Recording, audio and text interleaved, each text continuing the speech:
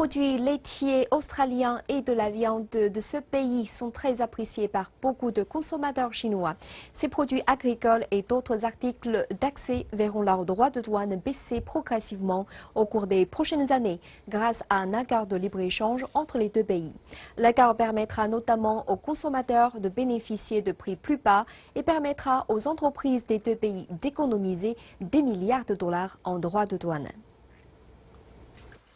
Joyce Tang est une nouvelle maman et toujours fidèle aux produits agricoles australiens. Elle donne à son fils du lait maternisé australien et achète aussi du bœuf élevé dans le pays quand c'est possible. L'Australie dépend de l'élevage et est célèbre pour son bœuf et ses produits laitiers. Ils sont plus sains et plus sûrs. Je suis une mère avec un jeune bébé et je veux le meilleur pour mon enfant. Comme consommatrice, je serais heureuse de voir que les produits australiens seront moins chers. L'entreprise australienne Tender Plus apporte du bœuf australien à Shanghai depuis 16 ans, fournissant 5000 tonnes par an de produits aux hôtels 5 étoiles, aux restaurants et aux supermarchés.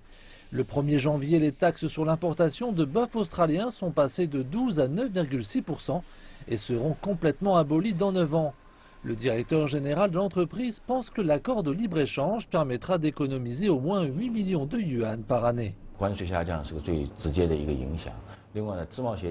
Pour nous, la réduction des barrières tarifaires est l'avantage le plus visible de l'accord. Mais à part cela, il y aura aussi des avantages dans tous les aspects du commerce du bœuf.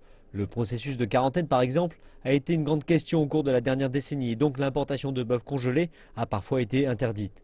Mais maintenant, l'accord garantit le maintien des standards de quarantaine et permet de calmer les incertitudes relatives à nos activités. Les douanes chinoises prévoient que d'ici un an, des produits d'une valeur de 20 milliards de dollars d'exportation chinoise en Australie et de 15 milliards de dollars d'exportation australienne en Chine profiteront des diminutions tarifaires. Les avantages spécifiques pour les consommateurs peuvent prendre un peu plus longtemps à se mettre en place en raison de la mise en œuvre de la phase de réduction tarifaire et des taux de change visant une gamme de produits différents. Quand les droits de douane d'un produit baissent, la taxe sur la valeur ajoutée chute aussi de façon proportionnelle. Ces changements vont se refléter dans le prix de vente du produit.